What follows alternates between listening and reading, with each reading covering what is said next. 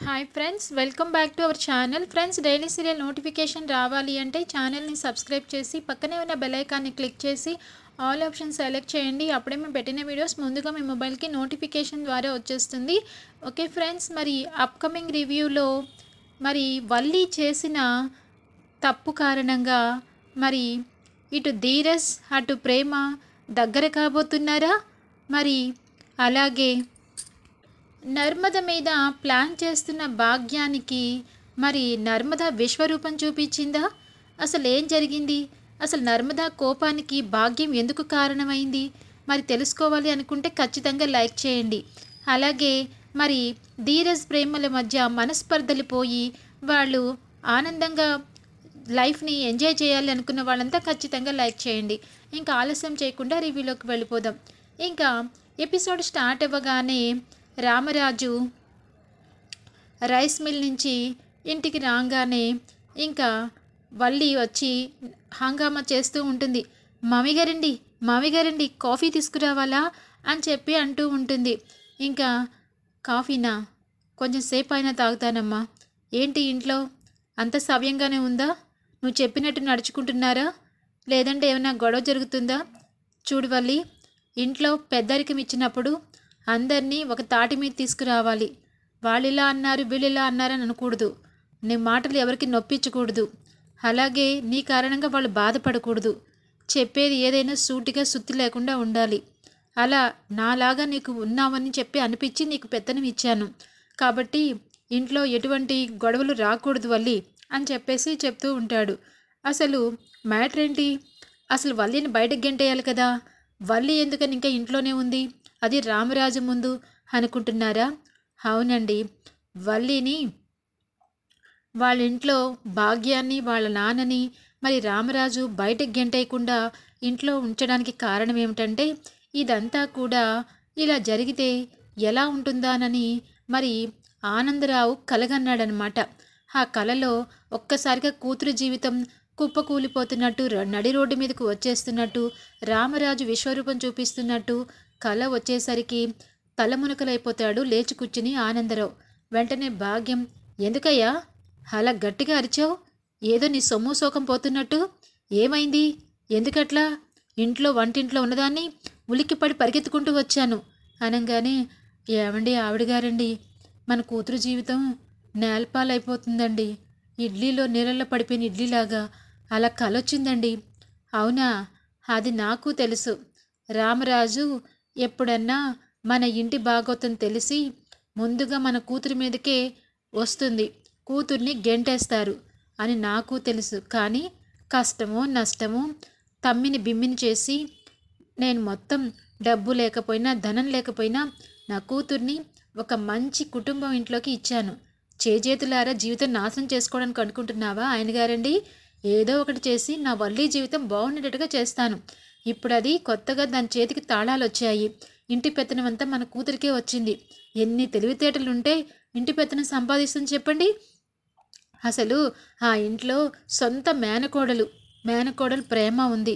ఆ Narmada government job, బాగా చదువుకుంది, బాగా తెలివితేటలు గలది. మన అమ్మాయి కంటే 10 రెట్లు తెలివితేటలున్నాయి దానికి. దానికి ఇవ్వకుండా నా కూతురు తీసుకుందంటే దానికి ఎవరండి కారణం? అయ్యో అవునండే, మీరే కారణం. మీరు చెప్పే ఒక్కొక్క ఐడియా మన అమ్మాయి ఫాలో అయిపోతుంది కదా, అందుకని తాళాలు మన ఇంటికి వచ్చేసాయి. అయితే మరి క్షేమంగా ఉండొచ్చంటారా? గుండె మీద చేసుకుని పడుకోవచ్చంటారా? ఎప్పుడు ఏమనరా రామరాజు గారు అనగానే, నువ్వు ఏమీ టెన్షన్ పడొద్దు. పెళ్ళి అయ్యేంత వరకే టెన్షను.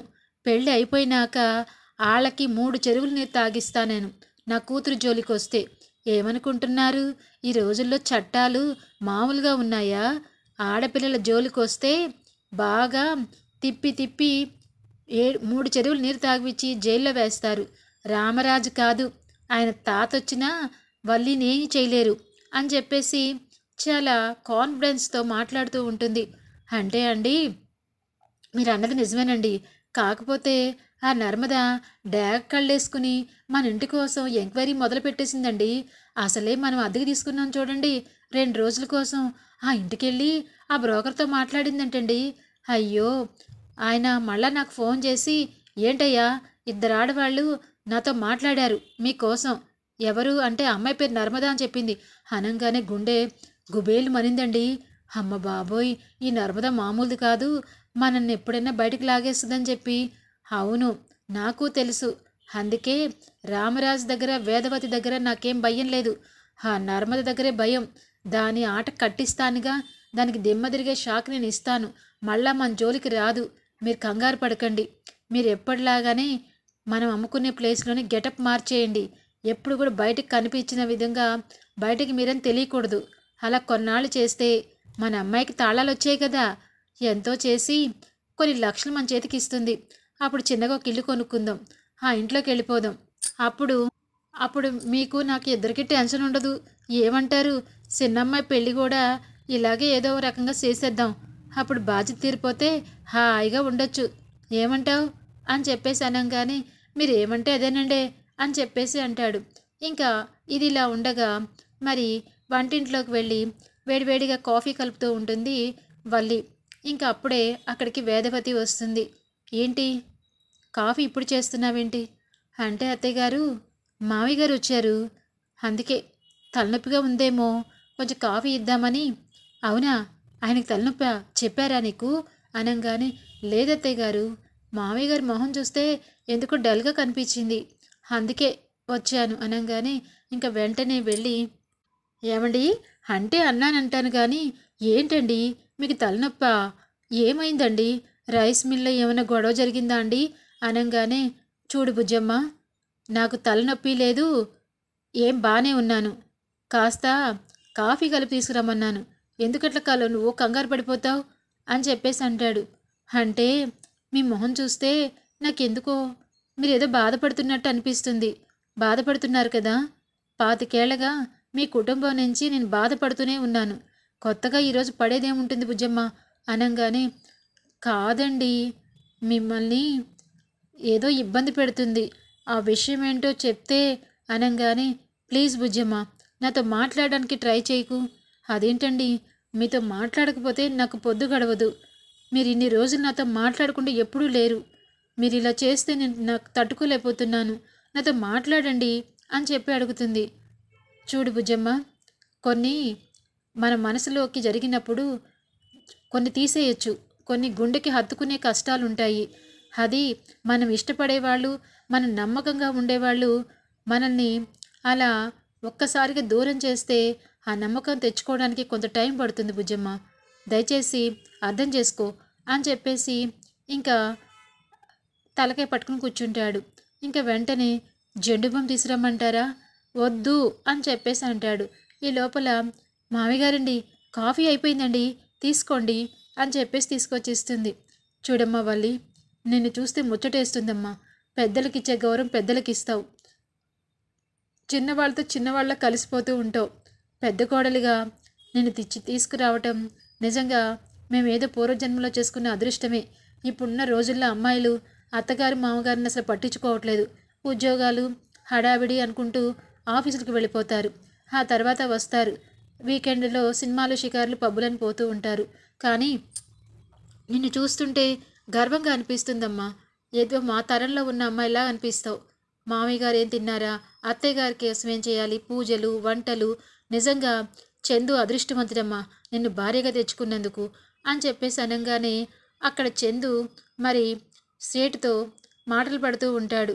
ఇంకా సేటు, ఏంటయ్యా ఏంటి పోలీస్ స్టేషన్లో పెట్టించాలని చెప్పేసి అంటే నువ్వేమో బతిమలాడుకున్నావు, కానీ ఇంకా నేను ఆగేది లేదు, మీ నాన్న దగ్గరికి వెళ్తాను అని చెప్పి అనగానే, సేటు ప్లీజ్ సేటు అని చెప్పేసి అక్కడ కాళ్ళ వేళ్ళ పడుతున్నట్టుగా మనకు కనిపిస్తూ ఉంటుంది. అంటే పాపం రామరాజు ఏ మాయలో పడి బతికేస్తున్నాడు. పెద్ద కోడలేమో మరి మాయల మరాఠీ, రెండో కోడలు మూడో కోడలు మంచి తెలివితేటలున్న వాళ్ళు, మామూలు వాళ్ళు, వాళ్ళేమో మరి ఆయనకి గొడవలుగా కనిపిస్తూ ఉన్నారు. నిజంగా ఇంత వయసు వచ్చిన తర్వాత రామరాజు కోడలని అర్థం చేసుకోలేకపోతున్నాడా, మరి ఎవరు మంచో ఎవరు చెడో తెలుసుకోలేకపోతున్నారా? అలా తెలుసుకోకుండా మరి ఎందుకు ఇలాంటి పెద్ద నిర్ణయం తీసుకుంటున్నాడు? మరి ఇంటి తాళం ఇచ్చి వల్లి ఇక వీర విహంగం చేసేస్తూ ఉంటుంది. ఇంకా ఇదిలా ఉండగా నర్మద ఆఫీస్ నుంచి నడుచుకుంటూ వస్తూ పాపం తన లైఫ్లో జరిగిన సంఘటనలన్నీ గుర్తు చేసుకుంటూ ఉంటుంది. ఒకప్పుడు తనతో సాగర్ ఎలా ఉండేవాడు, తను కసురుకున్నా చేసినా ప్లీజ్ నర్మదా మాట్లాడు నర్మదా, నర్మదా ఏం నర్మదా అని చెప్పి ఒకప్పుడు హైదరాబాద్ వెళ్ళినప్పుడు కూడా నాతో మాట్లాడడం కోసం ఫోన్ స్విచ్ ఆఫ్ పెట్టుకున్నాడు, వాళ్ళ నాన్నతో ఎవరితో మాట్లాడకుండా. అలాంటి సాగర్ ఏంటి ఇప్పుడు 2 రోజుల నుంచి నన్ను పలకరించనే లేదు, నా ముఖం కూడా చూడటం లేదు, నాతో మాట్లాడటానికి కూడా ఇష్టపడటం లేదు. అంత పెద్ద నేరం ఘోరు నేనేం చేశాను? అయినా ప్రేమ తన క్లాసులకి వెళ్ళింది, చెప్పకుండా వెళ్ళింది. నాకేదో చెప్పినట్టు ఆ విషయాన్ని దాచేసినట్టు సాగర్ ఎలా ఫీల్ అవుతాడు? అయినా ఎన్ని రోజులు ఫీల్ అవుతాడు? నాతో మాట్లాడకుండా ఉండగలుగుతాడా? ఖచ్చితంగా మాట్లాడతాడు. మాట్లాడేలాగా నాకెలా అనిపిస్తుందో సాగర్కి కూడా అలాగే అనిపిస్తుంది కదా అని చెప్పేసి అనుకుంటూ వస్తూ ఉంటే దారిలో సాగర్ కనిపిస్తాడు. ఇంకా సాగర్ మామూలుగా వాళ్ళ నాన్న డబ్బులు వసూలు చేసిరమ్మని చెప్పి పంపిస్తాడు బియ్యం బస్తాలకు సంబంధించి. ఆ కిరాణా షాప్ ముందు బండి ఆపంగానే చాలా ఆత్రంగా ఆనందంగా పరిగెత్తుకుంటూ వస్తుంది నర్మద. ఇంకా సాగర్ నర్మదని చూసి చూడనట్టు వెళ్ళి కిరాణా కొట్టులోకి వెళ్ళిపోతాడు. వెళ్ళంగానే ఇంకా తన కోసం వెయిట్ చేస్తూ ఉంటుంది నర్మద. అప్పుడు సాగర్ వాళ్ళు ఇచ్చిన డబ్బులు కౌంట్ చేసుకుని బండి దగ్గరికి వచ్చి ఇంకా బండి తనని ఎక్కించుకుంటాడేమో అనుకునే లోపల మరి బండి స్టార్ట్ చేసుకుని వెళ్ళిపోతాడు. సాగర్ సాగర్ అని చెప్పి నర్మద పిలుస్తూ ఉంటుంది. కనీసం పట్టించుకోకుండా అలా వెళ్ళిపోయేసరికి నర్మదకి చాలా బాధేస్తుంది. అదేంటి నేను పిలుస్తున్నా పట్టించుకోకుండా వెళ్ళిపోవడం ఏంటి? సాగర్ ఏంటి సాగర్ ఇంత మొండి పట్టుదల? అయినా నా విషయంలో నువ్వు ఇలా ఎందుకుంటున్నావు అని చెప్పేసి దిగాలుగా ఒక్కసారిగా పాపం మనసంతా డిసప్పాయింట్ అయ్యే క్షణంలో అప్పుడే ఇంకా గుడికి వచ్చిన భాగ్యం ఎప్పట్లాగానే ముస్తాబయ్యి పూలు చీర నగలు బాగా ఉన్నవాళ్ళలాగా తయారయ్యి మరి వెళ్తూ ఉంటుంది. ఆ సమయంలో మరి సాగర్ని నర్మదని చూసి వీళ్ళిద్దరి మధ్య సఖ్యత లేదా ఏంటి, కోపంగా వెళ్ళిపోతున్నాడు?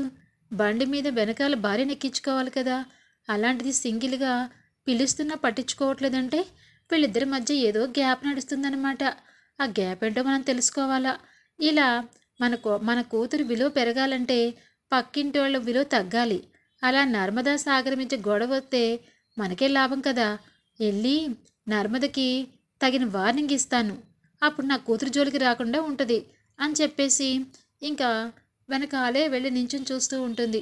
నర్మద ఒక్కసారిగా పక్కకు తిరిగి చూస్తుంది. వెంటనే భాగ్యం చూసి ఉలిక్కి పడుతుంది. అదేంటి ఈమెప్పుడు వచ్చింది అని చెప్పి అనుకునే లోపల యాక్చువల్గా ఇల్లు అక్కడే కాబట్టి మరి నర్మదకి బిల్డప్ ఇద్దామని చెప్పి మరి భాగ్యం రిచ్ ఫెలో లాగా సైట్ కొట్టాలని చెప్పి బయటకు వచ్చింది. ఇంకా చూసి ఏంటమ్మడో ఇక్కడున్నావేంటి నర్మదా అని చెప్పి అంటుంది. అవును మీరిక్కడ ఏం చేస్తున్నారు అని అడుగుతుంది. అదేంటమ్మా అలా అంటావు? నేను గుడికి వచ్చానమ్మా, గుడికి వచ్చి దండం పెట్టుకోవడానికి వస్తుంటే మీ ఇద్దరిని చూశాను. ఏమైంది, ఏం తప్పు చేశావు? మీ ఆయన నిన్ను పట్టించుకోకుండా వెళ్ళిపోతున్నాడు. ఏదో చేసే ఉంటావు, నువ్వు మామూలు ఆడదానివి కాదు. ఒక దాంట్లోకి వెళ్ళమంటే 66 అవసరాలు నీకే ఉంటాయి. నా కూతురిని వచ్చి కెలుకుతూ ఉంటావు, అటొచ్చి ఇటొచ్చి మమ్మల్ని కెలుకుతావు. అలా మొగుండు కూడా ఏదో అనే ఉంటావు. అందుకే బాగా మనసు విరిగిపోయినట్టుంది. పిలిచినా పట్టించుకోకుండా వెళ్ళిపోతున్నాడు. ఎంత కష్టం వచ్చింది నర్మదా నీకు? అసలు ఇలాంటి కష్టం ఏ ఆడదానికి రాకూడదు. భర్త నడి రోడ్డు మీద పిలుస్తుంటే పట్టించుకోకుండా వెళ్ళిపోతున్నాడంటే నువ్వు ఎక్కడి దాకా ఆయన మనసుని విరగొట్టావో అర్థమవుతుంది. అయినా ఇలాంటి ఆడవాళ్ళు కూడా ఉంటారా అనిపిస్తుంది. నువ్వు ఎలా తట్టుకుంటున్నావో. అదే నేనైతేనా ఏ నుయ్యో గుయ్యో చూసుకొని చచ్చుండేదాన్ని. భర్త అంత అసహించుకుంటే ఎవరు బతకాలనిపించింది చెప్పు? అయినా నువ్వు గట్టి పిండానివిలే, చీతు అన్నాగా తుడి చేసుకుని బతికేస్తావు. నీలా కాదమ్మ మా వల్లి, చాలా అమాయకురాలు. పాపం ఎట్ట బతికిద్దో ఏంటో. అదే చెప్తాను, గట్టిగా ఉండవే. భర్త గసురుకున్నా చేసుకున్నా అంత కోపం తెచ్చుకోకూడదు అంటాను.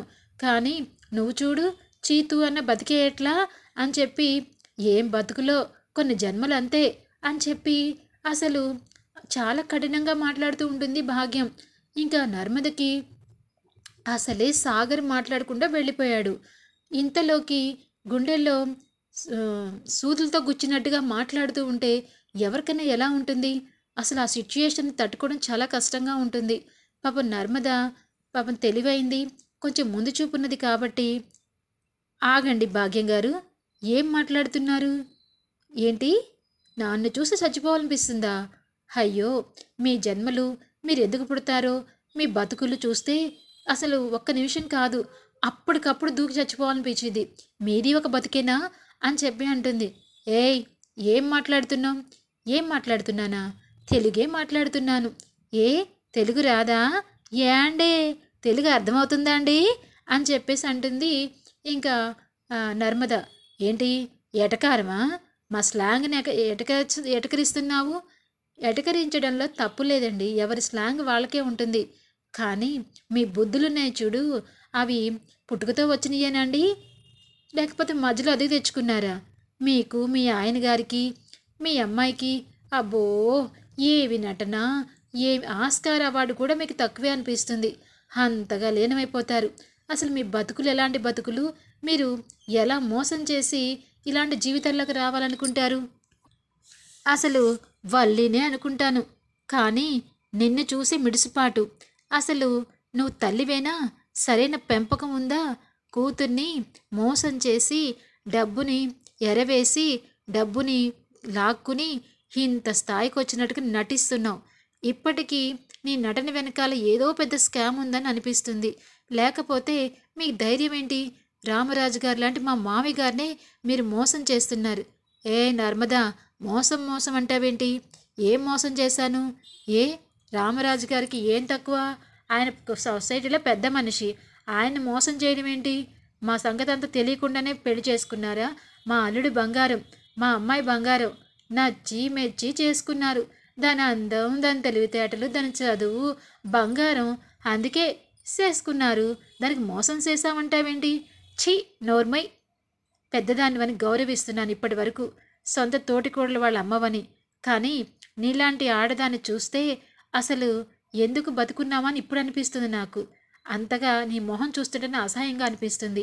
అసలు మీలో కొంచెమైనా మానవత్వం ఉందా అనిపిస్తుంది. అసలు ఇలా ఎలా బతుకుతున్నారు? ఛీ అని చెప్పి ఇలా నెట్టేసి వెళ్ళిపోతూ ఉంటుంది. ఏయ్ ఏంటి నన్ను కొట్టబోతున్నావు? అసలు పెద్ద చిన్న గౌరవం లేదా నీకు? ఎవరు కొట్టారు? మీరు నా మీదకొస్తే నెట్టానంతే. కానీ ఇంకా మీ అంత దిగజారిపోలేదు. కాకపోతే అదే స్థాయి కూడా వస్తుంది. అయినా నువ్వేంటి నేనేంటి? నువ్వు వల్లికి అమ్మవి, నేను వల్లికి తోటికోడల్ని. మనిద్దరి మధ్య అంత ఏజ్ గ్యాప్ చాలా ఉంది. అలాంటిది పెద్దవాళ్ళని గౌరవం నాకుంది. కానీ నువ్వేం చేస్తున్నావు? నీ సంస్కారం పక్కన పెట్టి నాతో గొడవ పడుతున్నావు. కానీ నర్మదా అంటే నువ్వు అనుకున్నట్టుగా నెమ్మదస్తురాలని కామని అనుకుంటున్నావేమో. ఒక్కసారి నర్మద రంగంలోకి దిగితే ఊర మాసుగా ఉంటుంది.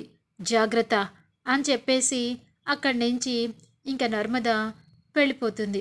ఇంకా ఇదిలా ఉండగా ప్రేమ దగ్గరికి వల్లి వస్తుంది. అయ్యో ప్రేమ, బాగానే నేర్చుకున్నావే. నీకు ముగ్గులొచ్చా?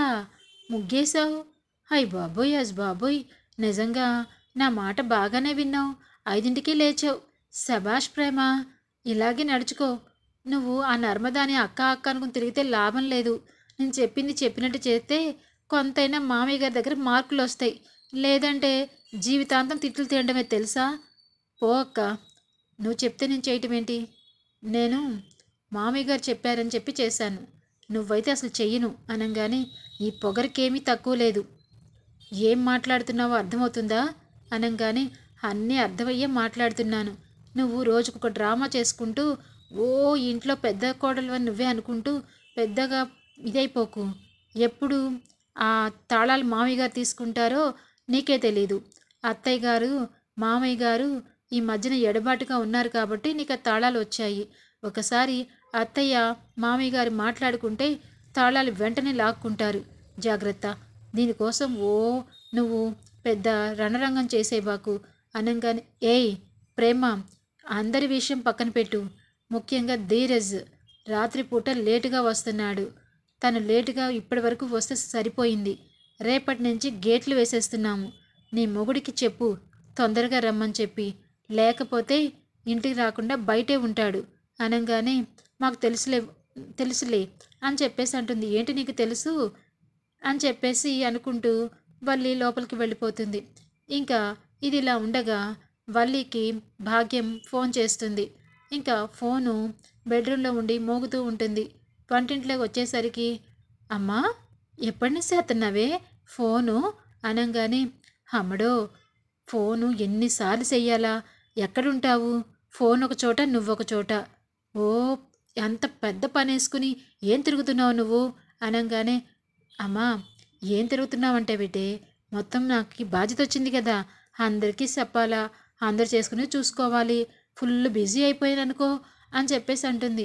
సర్లే కానీ నీకు విషయం చెప్పాలా ఆ నర్మదా మా సాగర్ మధ్య ఏం గొడవ అయింది ఇద్దరు మాట్లాడుకోవట్లేదు. అవునా నీకెలా తెలిసే వాళ్ళు రోడ్డు మీద చూశాను నేను వాళ్ళిద్దరి మధ్య సఖ్యత లేదు ఇది నువ్వు మంచి అవకాశంగా తీసుకో అని చెప్పేసి అంటుంది. సర్లే కానీ జాగ్రత్తగా ఉండముడు ఈ మధ్యకాలంలో మనకి గ్రహాలు అనుకూలించట్లేదు. మీ నాన్నకి పెద్ద కల వచ్చిందంట నిన్ను రామరాజు మన అల్లుడు గారు చేయి పట్టుకుని వచ్చి బయటకు గెంటేసినట్టు. ఇంకా అప్పుడు నిన్ను చూసి చిలక ఏ తోడు లేక ఎటే పమ్మ ఒంటరి నడక తెలిసే వేసినావా ఎడారంటి ఆశల వెనుక అన్న పాటే గుర్తొచ్చిందమ్ముడు. నోర్మయ్యమ్మ ఏం మాట్లాడుతున్నావు నాకు ఆయనంటే చాలా ప్రేమ ఆయన నన్ను చేయి పట్టుకుని గెంటేయడం ఏంటి అసలు నువ్వు అనుకోవచ్చు మోసం చేసి డబ్బు ఇచ్చి ధనం ఇచ్చి వీళ్ళని మాయ చేసి పెళ్లి చేశాను కానీ ఆయన లేకపోతే నేను బతకలేనమ్మా ఆయన అంటే నాకు ఇష్టమమ్మా ఆయన నా ప్రాణం ఆయన వదిలిపెట్టి నేను రాను అనగానే అమ్మడో చెప్పింది అనకుండా ఎందుకే కంగారు అలా నిన్ను గెంటేశారని మీ నాన్న కలగన్నాడంట అది రాకుండా చూసుకో ఎందుకంటే అలాంటి రోజు ఒక రోజు వచ్చింది అటు తట్టుకోవడానికి కూడా సిద్ధంగా ఉండాలమ్మడు అందుకే కడుపులో కత్తులు పెట్టుకొని పైకి ప్రేమ నటించమంటున్నా ఆ నర్మదా ప్రేమతో మరీ పెద్దరికం వచ్చిందని రాజీ రంపాని పెట్టకు వాళ్ళకి మరీ కోపం వచ్చిందనుకో మన జీవితాలు అతలాకుతలం అయిపోతాయమ్మా అది చెప్దామని చేశాను కానీ ఒక కంట కనిపెట్టు సాగరు నర్మద ఎందుకు మాట్లాడుకోవట్లేదు తెలుసుకో అని చెప్పేసి అంటుంది.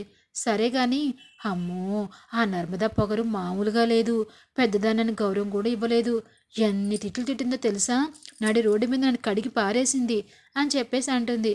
అమ్మా ఆ నర్మదకి పొగరు ఎక్కువే దాన్ని ఎక్కడ ఉంచాలో అక్కడ ఉంచుతాను అర్థమైంది. అయినా అమ్మడు అసలు ఎందుకు చేశానంటే ఎందుకు చేసావు కనీసం ఒక 50,000 సర్దుతావని చేశానమ్మా.